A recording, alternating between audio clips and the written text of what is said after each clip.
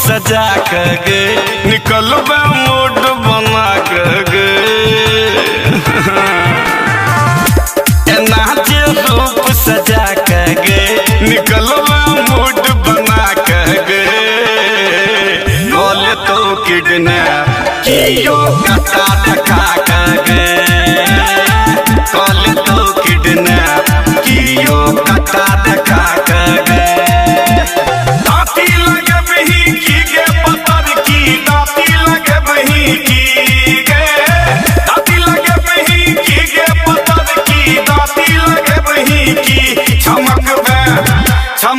चमक बे एना जे बॉडी हिला के तू सबके दांती लगे बही की चमक बे एना जे बॉडी हिला के तू सबके दांती लगे बही की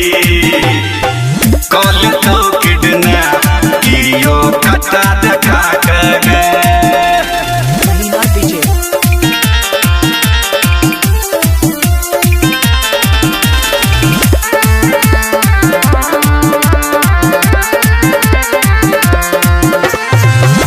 तोहर रसदार से नुरिया गाल तई पर यौवन मारल तार आगा से लागो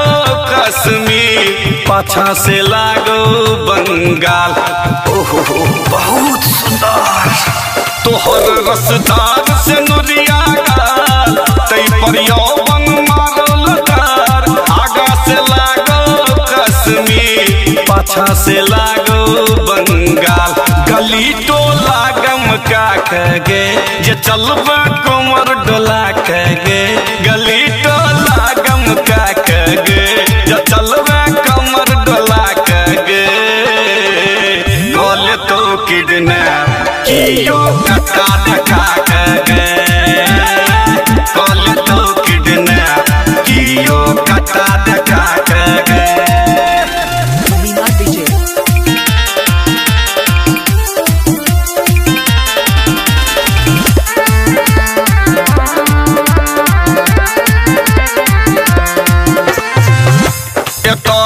बड़ बड़ रंगदार धमाका होई छै जोरदार जखन सन कई छै छोरा के मोन फैसला होई छै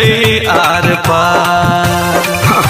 बुझलिए कि नहीं एतो छै बड़ बड़ रंगदार धमाका होई छै जोरदार जखन सन कई छै छोरा के मोन फैसला होई छै आर पार के गोरकी रहे बचा के यार एकटा ठकना के गोरकी रहे बचा के यार एकटा ठकना के बोले तो किडनैप कियो कटा देखा के बोले तो किडनैप कियो कटा देखा के